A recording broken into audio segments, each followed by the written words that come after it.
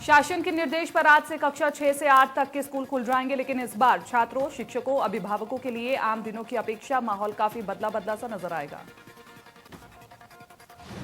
क्योंकि स्कूल प्रशासन को कोविड-19 प्रोटोकॉल का पालन करते हुए शिक्षण कार्य करना होगा। इसके लिए सरकार ने दिशा निर्देश भी जारी कर दिए हैं।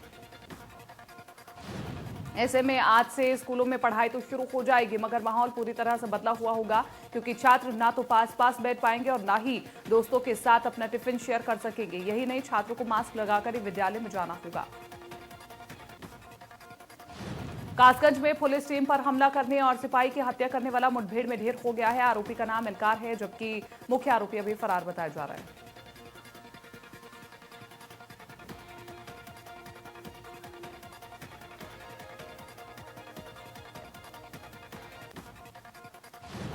झांसी में पुलिस और बदमाशों में मुठभेड़ में एक बदमाश घायल, एक फरार। चेकिंग के दौरान बदमाशों ने पुलिस पर की थी फायरिंग। डॉक्टर की हत्या करने जा रहे थे बदमाश। बलिया में युवक की बेरहमी से पिटाई करने वाले आरोपियों के खिलाफ पुलिस ने मुकदमा किया दर्ज, जिसमें एक युवक को पुलिस ने किया गिरफ्तार। बलिया पुलिस ने एक आरोपी को किया गिरफ्तार।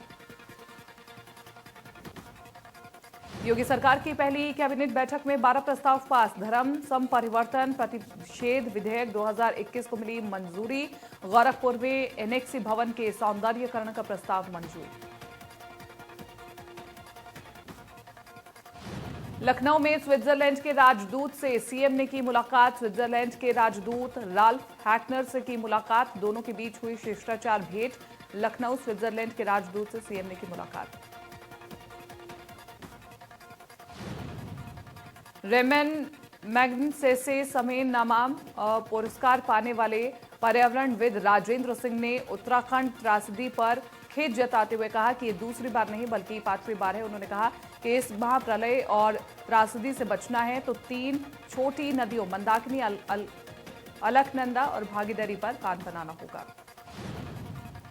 ऐसा नहीं किया गया तो ये आपदा लेकर के आएगी। राजेंद्र सिंह ने कहा कि ये दूसरी बार नहीं हुआ है, इसके पहले 1990 से ये 5वीं बार हुआ है। उन्होंने टिहरी से 1992 में जाकर ये कहा था कि हिमालय भूकंप प्रभावित क्षेत्र है, यहाँ पर बड़े बांध नहीं बनाने चाहिए, ये जितना लाभ करेंगे उससे कहीं अधिक विनाश करेंगे। कानपुर देहात में किसान सम्मेलन का आयोजन किया गया। किसान सम्मेलन में यूपी बीजेपी प्रदेश अध्यक्ष स्वतंत्र देव सिंह और नगर विकास राज्य मंत्री महेश चंद्र गुप्ता ने शिरकत की।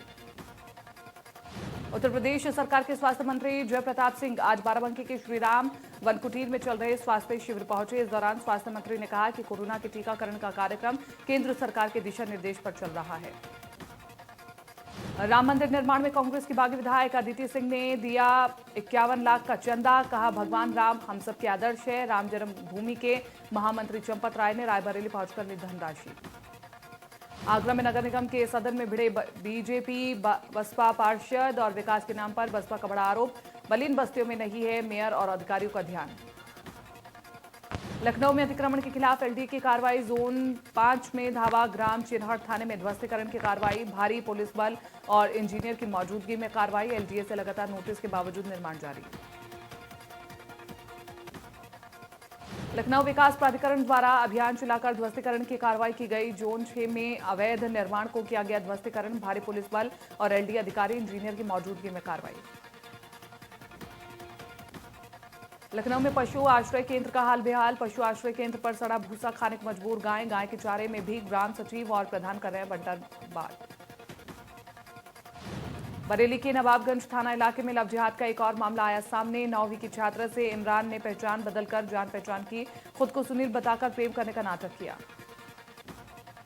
वहीं निकाह का दबाव बनाया गया तो छात्र ने विरोध किया। इस पर उसे 3 दिन बंधक बनाकर दुष्कर्म किया गया। छात्र के परिजनों को जब इस बात का पता चला तो उन्होंने आरोपी के खिलाफ तहरीर दी। वाराणसी में बीजेपी के अल्पसंख्यक जिलाध्यक्ष पर हमला। अल्पसंख्यक मोर्चा के जिलाध्यक्ष शाहिद खान की पिटाई। दबंगों ने की जिलाध्यक्ष की पिटाई। देश विदेशों में हाथरस की पहचान रहे राजा महेंद्र प्रताप की प्रतिमा अपने ही नगर में गुमनाम सी हो गई है। बड़े दुर्भाग्य की बात है कि मोरसान का एकमात्र पार्क आज पूरी तरह से जीर्ण शीर्ण हो चुका है। इस पार्क में लगी हुई राजा साहब की प्रतिमा पूरी तरह से तहस नहस हो चुकी है और बहुत ही दयनीय स्थिति में है। राजा जी के पार्क के सौंदर्यीकरण और उनकी प्रतिमा के जीर्णोद्धार के लिए समाजसेवी संस्थाओं ने जिलाधिकारी हाथरस को मुख्यमंत्री के नाम सौंपा है। मुख्तार अंसारी की पत्नी और बेटों के पासपोर्ट जब्त किए गए। हाईकोर्ट के निर्देश पर पति पत्नी और दोनों बेटों के पासपोर्ट जब्त। आफंसा अंसारी, अब्बास और उमर अंसारी के पासपोर्ट जब्त। भदोई में विधायक विजय मिश्र के बेटे विष्णु मिश्र के खिलाफ शुरू हुई कुर्की की कार्रवाई। भारी पुलिस बल के द्वारा निकाला जा रहा है घर से सामान।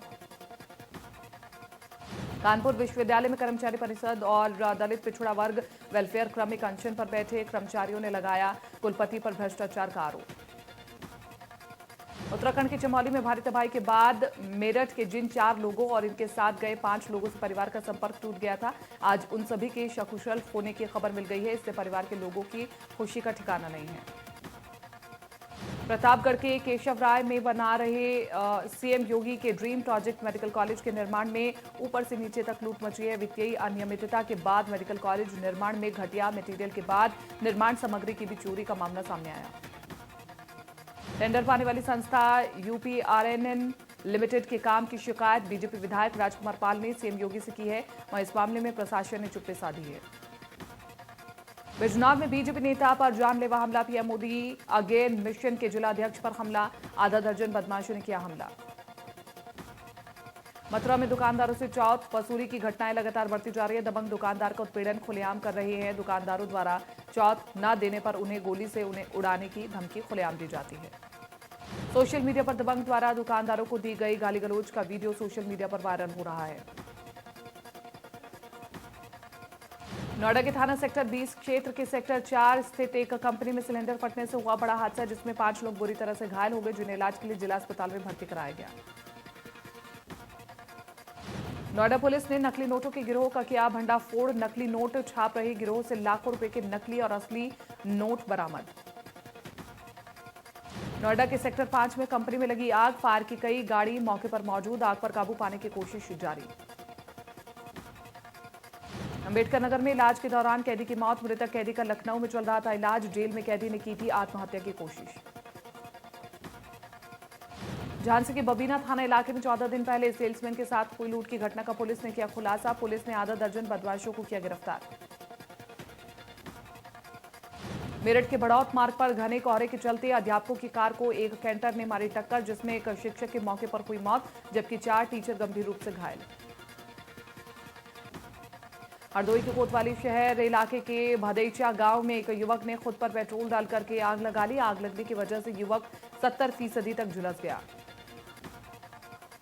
हमीरपुर दोहरे हत्याकांड मामला। 25,000 का इनामी बदमाश गिरफ्तार। 2 साथियों के साथ पुलिस ने किया गिरफ्तार। पूर्व प्रधान समेत 3 लोगों को मारी थी गोली। प्रतापगढ़ में जमीन विवाद को लेकर के 2 पक्ष में खूनी संघर्ष। दोनों पक्षों में जमकर के चले लाठी डंडे। खूनी संघर्ष में आधा दर्जन लोग हुए घायल। कानपुर में बिना रिश्वत नहीं होता काम। रिश्वत के लिए बिना नहीं होता नगर निगम में कोई काम। जन्म मृत्यु प्रमाण पत्रों में जमकर ली जाती है घूस।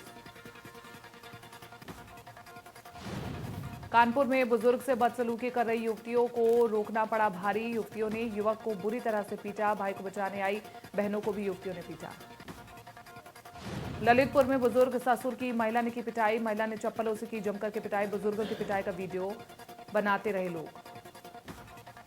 नोएडा में कॉल सेंटर पर पुलिस की छापेमारी। फर्जी कॉल कर लोगों से करते थे ठगी। इंटरनेट कॉलिंग से चलाया जा रहा था कॉल सेंटर।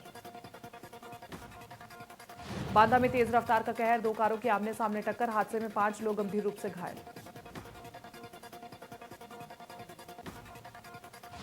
मिर्जापुर में एक जिंदा शख्स को कागजों में मृत दिखा दिया गया। व्यक्ति को 15 साल खुद को जिंदा साबित करने में लग गए। 15 साल की लड़ाई के बाद तहसीलदार के आदेश पर सरकारी दस्तावेजों में इसका नाम दर्ज किया गया है। भोला ने बताया कि जानकारी खोने पर 2005 से खुद को सरकारी कागज पर जीवित साबित करने के लिए अधिकारियों के पास चक्कर लगाते रहे, लेकिन कोई सुनवाई नहीं हुई। जिला कलेक्ट्रेट में डीएम कार्यालय के बाहर सामने भोला सिंह 16 जनवरी 2021 को साहब मैं जिंदा हूं का बैनर लेकर के बैठ गया। 15 फरवरी से अनिवार्य होगा फास्टैग से पेमेंट। सभी टोल प्लाजा पर लगाई जा रही मशीन। केंद्रीय मंत्रालय ने नगद भुगतान सुविधा खत्म की। 15 फरवरी से नगद भुगतान की सुविधा समाप्त हो जाएगी। बिना फास्टैग के देना होगा दोगुना टोल टैक्स।